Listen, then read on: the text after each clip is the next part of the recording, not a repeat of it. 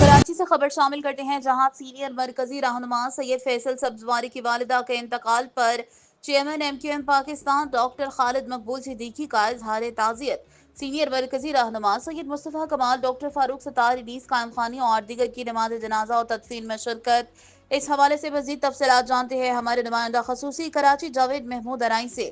جی کیا تفصیلات ہیں آپ کے پاس، بتائیے گا۔ جی بالکل، متحدہ قومی موومنٹ پاکستان کے سینئر مرکزی رہنما سید فیصل سبزواری کی والدہ ماجدہ کے انتقال پر چیئرمین MQM پاکستان ڈاکٹر خالد مقبول صدیقی نے گہرے دکھ اور افسوس کا اظہار کیا ہے۔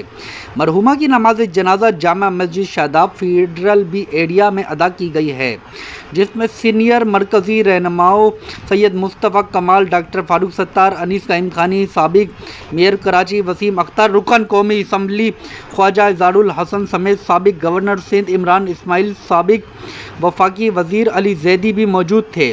نماز جنازہ و تدفین میں مرکزی شعبہ جات کے ذمہ داران، ٹاؤن اور UCs کے ذمہ داران و کارکنان نے بھی شرکت کی۔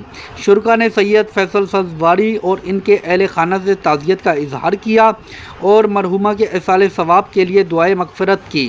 مرحومہ کو محمد شاہ قبرستان نارتھ کراچی میں سپرد خاک کیا گیا۔